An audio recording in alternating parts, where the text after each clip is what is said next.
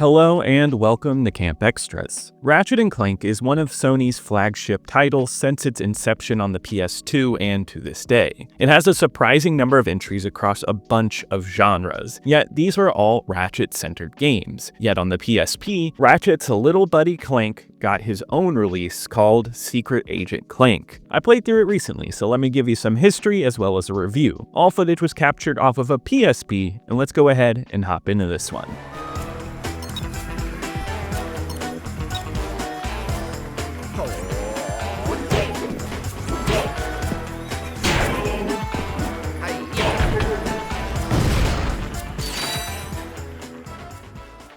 By 2007, Ratchet and Clank had a strong string of wonderfully received titles. The development team Insomniac Games had made 3 universally praised series entries on the PS2, along with a darker entry after that. Ratchet and Clank were lovable mascots in a game filled with destruction and odd weapons. When the PSP came out, it was apparent that Ratchet needed to make an appearance on the new handheld, and that game was Size Matters, which was the first game from High Impact Games that was made up of former team members of Insomniac and Naughty Dog. They put together the first game on the PSP, it was well received, and it was a fun addition to the PSP lineup, though before this, Secret Agent Clank was in development. First announced at Tokyo Game Show in 2007, Clank was shown to be different than the rest of the series, featuring a spy theme and a focus on stealth. The developer in an interview talked about getting fresh ideas for a new Clank game while developing this one, and they wanted to make sure that the quality of the franchise would stick to this new style,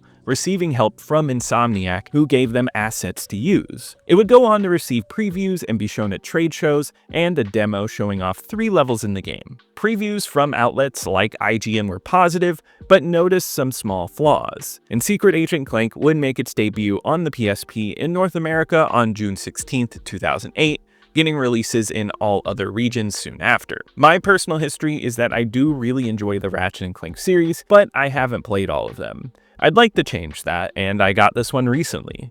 I played Size Matters before, but never played this entry. I always liked the series, so I thought it was time to give this a shot. So I played through it, and let me tell you how I felt about it, starting with the plot. Crime doesn't pay, huh? Well, I can tell you from experience that being a hero really doesn't pay. I'm still living in a tiny room with some 2-bit bag of bolts, but that's gonna change soon. The eye has been taken where no one will ever find it. You may have me now, but there hasn't been a prison built that can hold me. This is a sad turn of events for one of the Secret Agent Clank has you take on the role of Clank because Ratchet has been arrested and put in an intergalactic prison, and your job is to figure out how he has been framed. You aren't big and strong, you use your spy powers to sneak around and charm your way to the answers. Though this doesn't mean you don't just follow Clank's mystery adventures. You also see Ratchet take on a dangerous prison warden, and follow Captain Quark as he writes his memoirs. The plot here, though a departure from the traditional Ratchet-fronted plot, is still very familiar to the franchise and is a lot of fun. The plot is a bit goofy and really delves deep into the Bond parody side of the story. Clank gets a whole bunch of gadgets, but he also gets to be suave, wooing all types of ladybots along the way, and it surprisingly packs in a lot of humor. It's a humorous game too, especially when you get to the Quark sections where he's lying about all of his exploits. Plot-wise, Ratchet sections are good too, but I mainly like it for the weird Southern Warden character. It's the characters in these games that make it stand out, and here they're all cartoonish fun. It works with the outlandish space setting and weird maps we get. All of the cutscenes across this game are fun, and one section I loved was when you dance with a bot and you have to lead her into various death traps in the dance. It's humor baked into every moment, and I love that.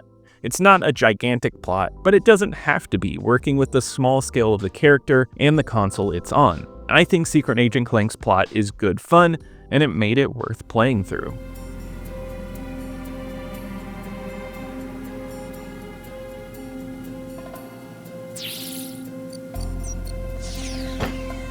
I think you should just fold. The game can be split into 3 different game sections, with one for Ratchet, one for Quark, and one for Clank. Clank takes up the bulk of the gameplay, and what's surprising is that they do pull out a good amount of gameplay variety in Clank's missions alone. For the most part with Clank, you're going to go through stealth missions. You don't strictly have to be stealthy, but you get more points to level up, and the enemies hit hard, and Clank will die in just a few hits, so stealth is your best friend. It's the type of stealth game where enemies have vision cones and you have to avoid those, and it gets increasingly difficult with more guards as the game goes on. Generally, I find stuff like this to be a little tedious, but here they incorporate a lot more into it to make it something with variety. For one, there are a lot of laser grids, and you can make only a few disappear. I enjoy this because the stealth becomes a puzzle game to make an optimal route, taking out as little as you can to get further along. The more gadgets you earn, the more paths that you can take on, and you gain a robust amount of gadgets. You gain the ability to mimic other robots at one point, and also you gain a plant that eats robots. Offering this many tools in open stealth rooms leads to more creativity, which I think makes the stealth more fun. It's a linear game, but by making the rooms freeform, you lose less of that linear feeling. Though Clank does fight sometimes, and I feel this is where the issues for the game start to settle in. And this goes for both the Quark and Ratchet sections, since those are combat centered. Quark is usually fighting one big boss though, and Ratchet is more of a wave-based shooter. All of these have a fun mix of weapons, but the controls don't feel great. You move with the analog stick and you move the camera with the triggers. It's never fluid in any way, and it makes the fighting and aiming at enemies when you have hordes around you brutal. There's an active camera mode where it sticks to your back, but once again, with hordes of enemies, it never feels like you're aiming at anything correctly. You lose tracks of enemies easily, and it's tough to focus on one. The most conventional way to fight enemies is by using the D-pad to strafe and moving the camera with the triggers. This keeps you around who you need to aim at, but it never feels good. On Quark, this is fine because it is one big boss, and these levels are very creative. Giant boss battles are a nice bit of variety that this game needs, but I found Ratchet sections to be a drag. These wave-based sessions hardly bring out any variety and are overly long and don't feel great to control. I like the amount of weapons you unlock, but this wave-based style is a chore, and there's a lot of it. It also tends to repeat itself too often and becomes a lot of the same. Luckily, after playing a certain amount, you can skip the rest and move on to Clank, which I gladly did. Clank also gains multiple other minigames where you play as Clank bots. These are puzzle-based levels where you control a team of bots. You send them after enemies and solve puzzles where you need to reach areas by stacking them on top of each other. These were a lot of fun, and I think the puzzle elements here work great on the PSP.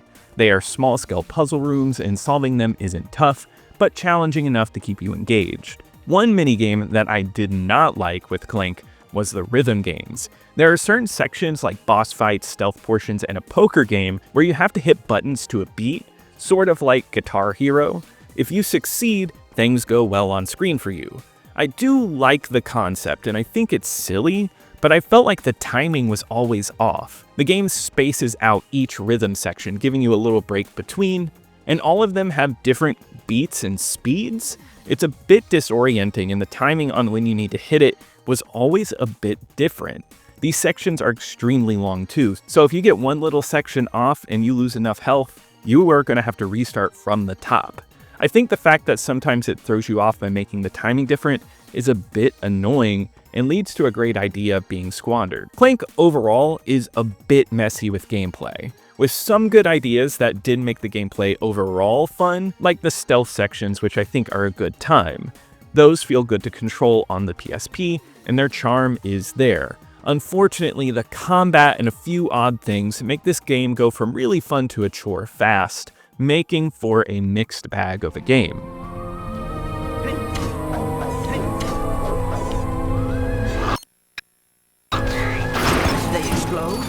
Since when do they explode?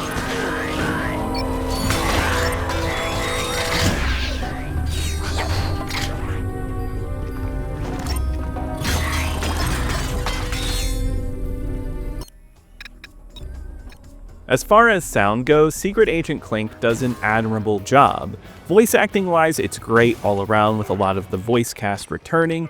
All of the characters have iconic voices like the sarcastic Ratchet, the confidently dumb Quark, and the robotic Clank. All are fun, cartoony performances, and the additional voices are great here too, like the Southern Warden. Just outrageous stuff that keeps the fun energy going and keeps memorable characters. The music work here is fun too, with a nice mix of styles. Nothing too special stood out except for the dancing sequence, but it all melds into the background well. Big moments are bombastic, and stealth missions have a bit of Bond suaveness. I liked it. This mixed with sound effects that have the goofiness of the Ratchet series, and you'll feel right at home if you've ever played another one. With large gun noises and punchy melee hits, it's a great sounding game all around. The visuals are solid too, especially in the cutscenes. The cutscenes look crisp on the PSP and have some really good fidelity in animation. They feel like something meant for the PS2 on a nice handheld, which is funny because it would later come to the PS2. The same can go for the in-game graphics. Though not as sharp, it's still full of life. The sci-fi and bright locales look well done here, and I actually found the particle effects and explosions to be really well done, keeping the destructive feel of the console version. It works in hand with the level design, which offers visual variety. Other than the Ratchet sections, which are all based in a prison, Clank's levels shine when you go through the casino halls, off-world planets, and robo-castles. There's a lot on offer here, and the level of variety helps make the game continuously fun to keep you going back to it.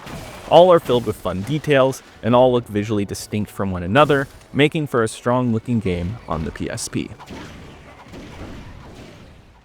Secret Agent Clank has a lot going for it. I do enjoy it. It has the same great series characters, a fun spy plot, and some great stealth sections. For most of its playtime, it's fun, but gameplay elements are holding it back from being a great PSP game. I found the controls during combat made the game more difficult than it needed to be. Ratchet's wave-based sections forced you to leave good gameplay for a tired formula, and these two things do drag down the game a bit. Yet overall, I'd say I had fun. There is a fun spark of creativity here that I did enjoy, and it kept me going through the game, making for a flawed but entertaining game. I've now reviewed 10 PSP games on Camp Xtras, which is exciting, and on my ranking list, this one goes in the middle at number 5 out of 10. I think this is better than Spider-Man 3 as far as not having as many glitches and a stronger sense of variety, yet Loco Roco is the better game here, with gameplay that was always fun and a strong visual aesthetic. Secret Agent Clank received mixed reviews according to Metacritic with a 72. IGN would give it a 6.5, saying that it was a basic platformer and not epic like the series should be. GameSpot would give it an 8 out of 10, saying that it was fun and funny. Some outlets did enjoy it, but true to the Metacritic score, it did seem like most people were not impressed. Though that would not be the end for this game, which would later get a PS2 release, which is something I'd love to dig into because I think it's fun that so many PSP games would get PS2 releases. Not only that, this game would get a greatest hits re-release, meaning it sold extremely well, and that makes sense. It's a spin-off of a major franchise on the PSP, which was something that most people would be interested in, just like God of War and Daxter, which, funny enough, both this and Daxter would later get a bundle pack together, meaning both sidekick games got to be sidekicks together. High Impact Games would continue and later release another big franchise title on the PSP, Jak and Daxter Lost Frontier. I've never played it, but I'm very interested, so be on the lookout for that video someday. Nowadays, this game is playable on both the PS4 and PS5, meaning even more people get to try this one out. Nowadays, though, I think it has a mixed reception. It holds a 2.7 out of 5 average with almost 2,000 plays on Backlogged. Some will say it's a slog and the controls aren't great, but others seem to really enjoy the humor and the plot of this one. Still though, it's a very interesting part of the Ratchet and Clank franchise. But that wraps it up for today. If you enjoyed this video, please leave a like, it helps me on the algorithm. Subscribe to keep up with more content like this. Also, check out my main channel, Camp Xbox, for retro Xbox content. Comment below with any memories of the Ratchet and Clank series, and I'll see you here next time at Camp Xtras.